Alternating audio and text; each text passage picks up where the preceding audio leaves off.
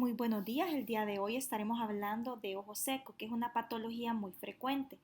Quizás los síntomas de ojo seco sean la causa más común de consultas en el oftalmólogo. Estaremos hablando principalmente de los métodos diagnósticos y el uso de omega 3.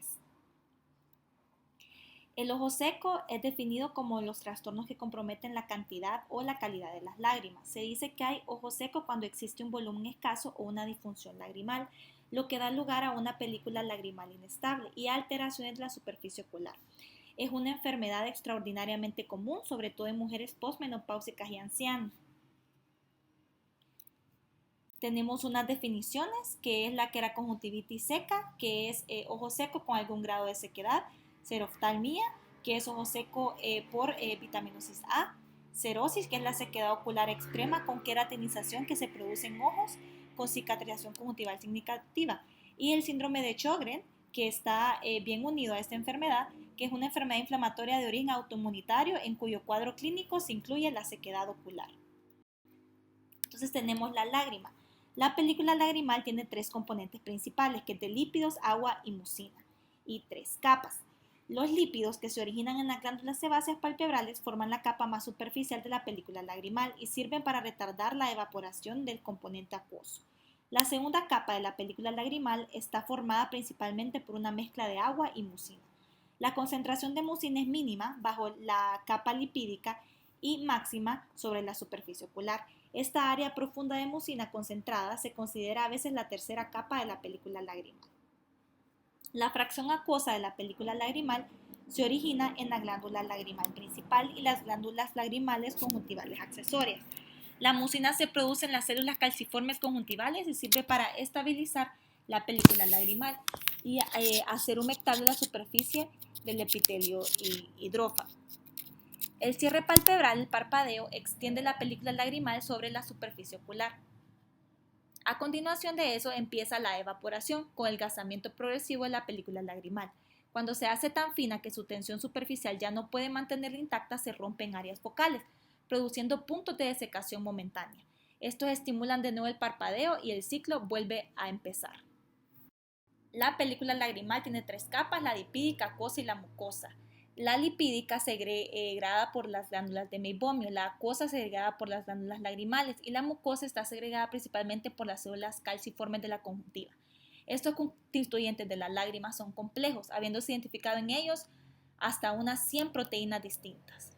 Entonces tenemos las principales funciones de la película lagrimal, que en la óptica mantienen una superficie corneal ópticamente uniforme, en la mecánica hace lavado de restos celulares y sustancias extrañas de la córnea y el saco conjuntival.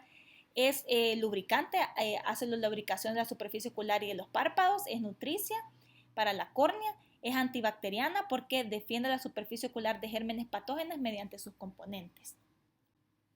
La distribución de la película lagrimal se distribuye mecánicamente sobre la superficie ocular mediante un mecanismo de parpadeo con control nervioso. Se requieren los tres factores siguientes para un recubrimiento superficial eficaz por la película lagrimal, que es el reflejo del parpadeo normal, contacto entre la superficie ocular externa y los párpados y un epitelio corneal normal.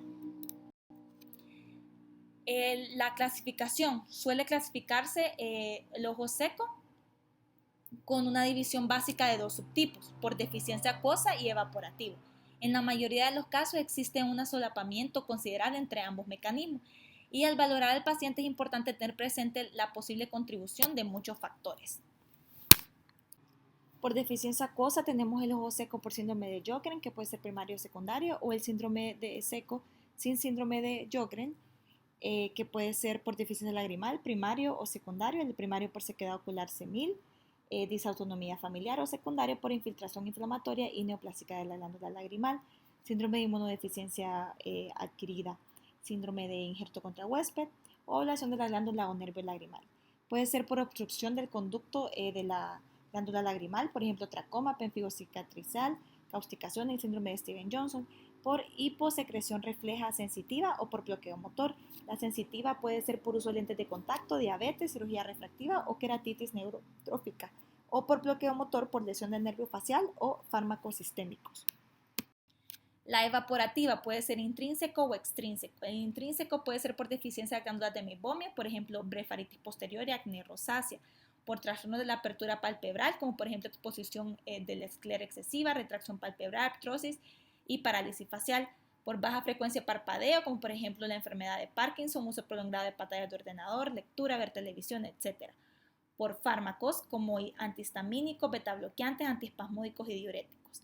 Y los extrínsecos, que puede ser por hipovitaminosis A, medicamentos tópicos, incluidos el efecto de los conservantes, uso de lentes de contacto, enfermedad de la superficie ocular como conjuntivitis alérgica. Entonces tenemos el cuadro clínico, que los síntomas son muy variables, desde incomodidad, ojo rojo, fotofobia, sensación de cuerpo extraño, prurito, lagrimeo, visión borrosa, hasta dolor intenso. El síntoma ocular más frecuente es la sensación de sequedad, como arenilla, y como quemazón, que típicamente empeora a lo largo del día. También son frecuentes la secreción filamentosa, visión borrosa, transitoria, enrojecimiento, la aglutinación de las pestañas. Es rara la ausencia de lagrimeo emocional o reflejo.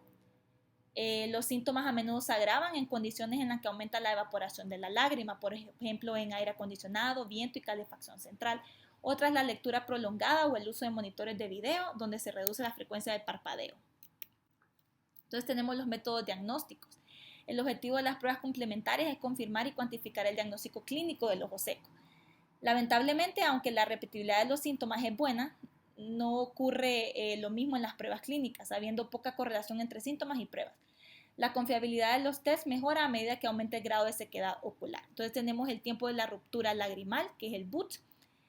Tenemos la tinción de rosa de Bengala, test de verde de Limnasa, test de Schimmer, citología de impresión y biopsia conjuntival. En la primera imagen podemos ver la tinción conjuntival en el ojo seco con fluoresceína y en la segunda imagen con rosa de Bengala. Entonces tenemos las pruebas, pueden medir los siguientes parámetros, que es el BUT, que es la estabilidad de la película lagrimal mediante su tiempo de ruptura, la producción de lágrima, que es el Schimmer, aclaramiento de fluoresceína y osmolaridad lagrimal, y la enfermedad de la superficie ocular, que son tinciones corneales y citología de impresión.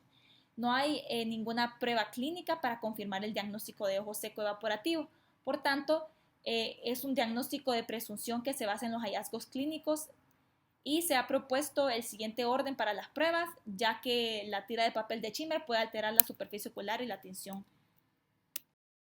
Tenemos los métodos de tinción de superficie ocular, fluoresceína, rosa de Bengala, verde lisamina y patrón.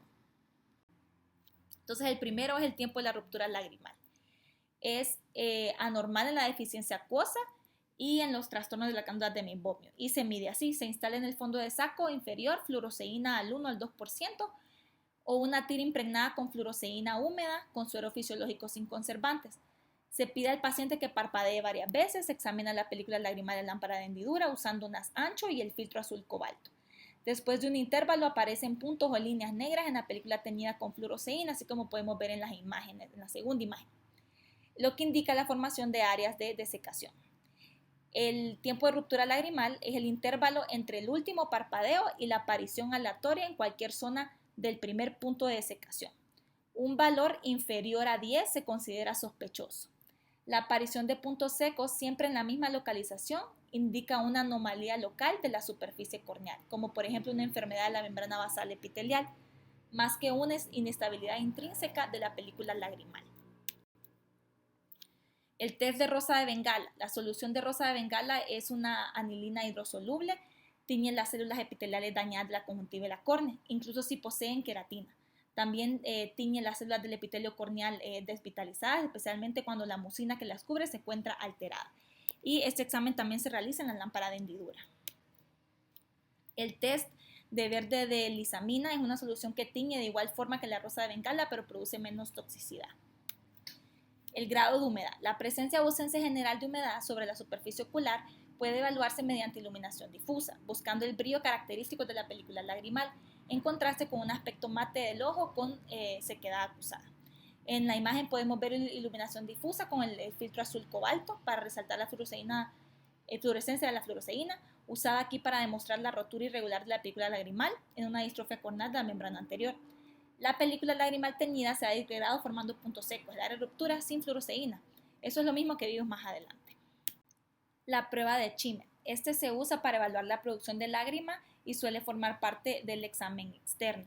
En la exploración del segmento anterior se estudia la película lagrimal con la lámpara de hendidura para ver el grado de humedad, la presencia de meniscos y el tiempo de ruptura, así como otras anomalías menores. Entonces tenemos la prueba de Schimmer. Se sienta el paciente en una habitación en penumbra apoyando la cabeza en el respaldo del sillón de exploración. Se elimina cualquier resto de líquido del borde palpebral del paciente y el fondo del saco con un pañuelo de papel o un bastoncillo de algodón. No instale ningún colirio dentro del ojo antes de la prueba.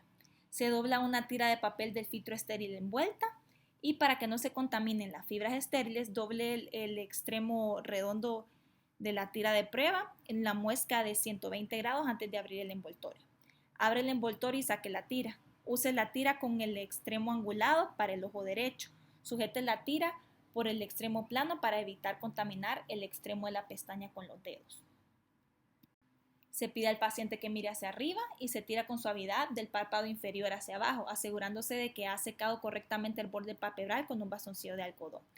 Por convenio, la tira con el extremo recortado se usa para el ojo derecho. Se engancha el extremo redondo doblado de la tira de prueba en el borde palpebral inferior de cada ojo y se suelta el párpado inferior para que la tira quede sujeta. La tira se coloca por lo general en unión de 2/3 internos y el tercio externo del borde palpebral. No debe tocar la córnea. La muesca debe apuntar hacia el canto externo. Compruebe que el extremo corto de la tira esté insertado totalmente hasta la muesca. Se pide al paciente que mire ligeramente hacia arriba con los ojos abiertos en la habitación en penumbra. El paciente puede seguir parpadeando con normalidad y se le puede dejar que tenga los ojos abiertos pero sin apretar. Anote la hora y a los 5 minutos retire ambas tiras. Mida la distancia entre las muescas y el límite de lo humedecido. Las tiras estándares se comercializan envueltas y con una escala milímetro. No incluya la pestaña doblada en la medición final y se anote el resultado en la historia de la siguiente forma.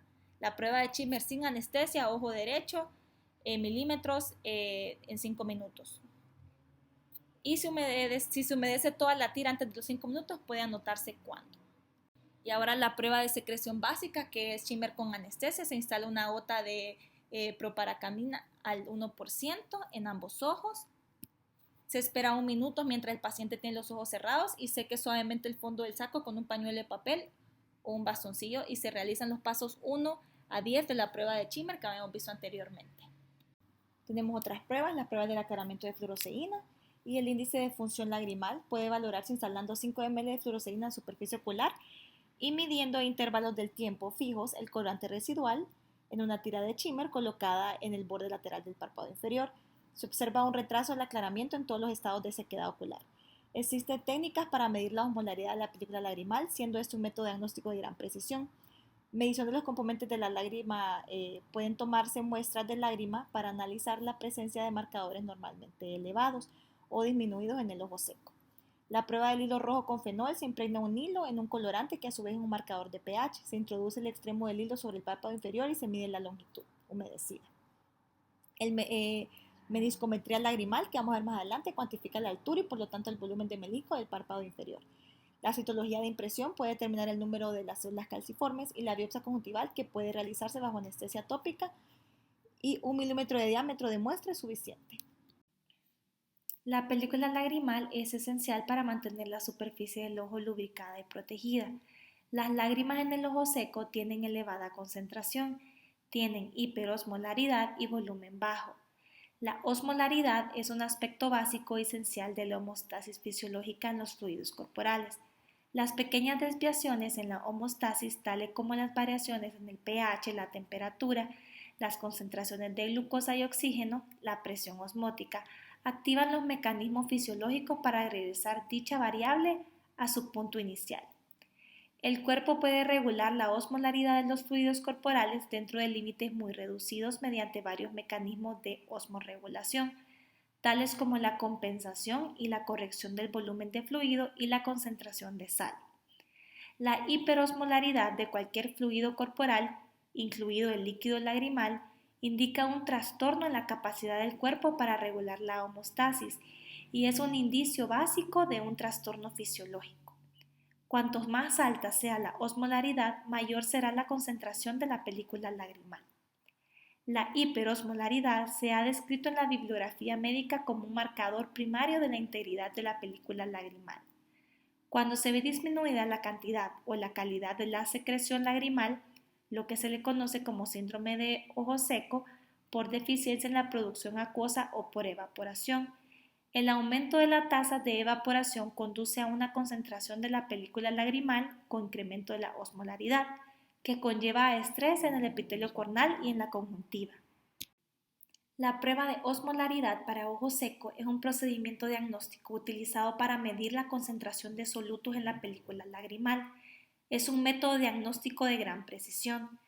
La osmolaridad se refiere a la concentración de partículas en una solución y niveles altos de osmolaridad en las lágrimas pueden indicar un desequilibrio en la película lagrimal, lo que puede contribuir a los síntomas de ojo seco. Este aparato mide la osmolaridad de las lágrimas para facilitar diagnóstico del síndrome de ojo seco. Es un método rápido y sencillo para determinar la osmolaridad lagrimal utilizando volúmenes en nanolitros del líquido lagrimal obtenido directamente del borde del párpado.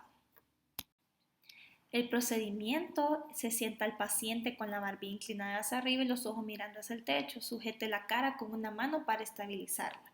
No baje el párpado del ojo ni tire de él hacia afuera. Coloque la punta del lápiz justo por encima del párpado inferior y baje suavemente el lápiz hasta que la parte inferior de la punta toque la fina capa de humedad entre el párpado y el ojo. Y no es necesario presionar la parte inferior del ojo. El intervalo de mediciones es lineal de 275 a 400 miliosmoles por litro. Los resultados de las pruebas que queden fuera de este intervalo se registrarán como por debajo del intervalo, lo que significa un valor de medición inferior a 275 miliosmoles por litro. Por encima del intervalo significa un valor de medición superior a 400 miliosmoles por litro. La media normal es de 288 a 331 miliosmoles por litro y la media del síndrome de ojo seco es de 291 a 382 miliosmoles por litro. Los valores normales van de 275 a 295. Arriba de ese rango ya sería un ojo seco. Puede ser agudo, moderado o severo. Nuevamente aquí podemos ver la media normal, que es de 309, y en el síndrome de ojo seco la media fue de 324. El menisco lagrimal, cuando se observa en un corte sagital con un haz fino de lámpara de hendidura, que es la sección óptica, la película lagrimal forma un menisco más o menos triangular entre el borde palpebral inferior y el sitio donde este borde contacta con el globo ocular. Como podemos ver en la imagen, la ausencia del menisco o un tamaño menor de lo normal indica que hay deficiencia de lágrimas. Cuando hay lagrimeo o epífora, el menisco lagrimal es más alto de lo normal. El mejor modo de familiarizarse con el aspecto del menisco normal es observando en muchos pacientes con película lagrimal normal. En la figura podemos ver normalmente cómo la película lagrimal forma un menisco más o menos triangular a lo largo del borde posterior del párpado. Este menisco está reducido o ausente en el ojo seco y aumentado, que es más alto y convexo, en el ojo húmedo. El tiempo de la rotura lagrimal: la película lagrimal se rompe entre parpadeo. Si se aplica fluoroseína en la superficie ocular y se mide el tiempo entre el último parpadeo y la aparición del primer punto de desecación, se puede saber si hay suficiente producción de lágrimas, ya que los ojos secos tienen una película lagrimal más fina que se desagrega antes. Aquí en el protocolo podemos ver todas las instrucciones para medir el tiempo de la rotura lagrimal. En esta imagen podemos ver las pruebas diagnósticas en el ojo seco. En la primera, el tiempo de ruptura de la película lagrimal. Aparecen numerosos puntos de desecación en la película lagrimal teñida con fluoroseína. En la segunda imagen, la prueba de Schimmer. Y en la tercera, tinción corneal y conjuntiva con rosa de bengala. Aquí podemos ver alteraciones de la película lagrimal en ojo seco. En la primera imagen, distritos mucosos, y en la segunda imagen, menisco lagrimal adelgazado. En esta imagen podemos ver signos corneales en el ojo seco. En la primera y segunda imagen podemos ver erosiones punteadas teñidas con fluoroseína. En la tercera imagen, filamentos corneales. En la cuarta, tinción leve con rosa de bengala. Y en la última, formación intensa de placas mucosas. Los procesos etiopatogénicos subyacentes en el ojo seco generalmente son irreversibles, por lo que el tratamiento se dirige a controlar los síntomas y evitar la alteración de la superficie ocular. Entonces tenemos nivel 1, que es educación y modificaciones ambientales dietéticas, que es la revisión del estilo de vida, como la importancia del parpadear al leer, ver televisión y usar ordenadores. Revisión ambiental: es posible aumentar el grado de humedad en ciertos ambientes. Es recomendable emplear dispositivos de ayuda para instalar colirios y advertir al paciente de que la cirugía refractiva con láser puede empeorar el ojo seco. La revisión de las medicaciones sistémicas que puede agregar la sequedad y eliminar los fármacos implicados. Las lágrimas artificiales, incluidos el Egipomas, que vamos a ver más adelante, y la terapia palpebral, que puede ser medidas básicas como compresas calientes e higiene palpebral en la blefaritis, y puede valorarse la cirugía correctora de párpados cuando tienen ectropion, excesiva laxitud palpebral o exposición escleral. En el nivel 2 son las lágrimas artificiales sin conservantes, antiinflamatorios como corticoides tópicos, ácidos omega 3 por vía oral, que vamos a ver más adelante, y otros fármacos como la ciclosporina tópica, las tetraciclinas, cuando tienen meibomitis o acné rosácea, los tapones puntuales, que vamos a ver más adelante también, los secretagogos como pilocarpina, y gafas con cámara húmeda y cubiertas laterales para gafas. El nivel 3 son los colirios de suero, autólogo o de cordón umbilical, lentes de contacto, oclusión puntual permanente. Y nivel 4 son antiinflamatorios sistémicos y cirugía.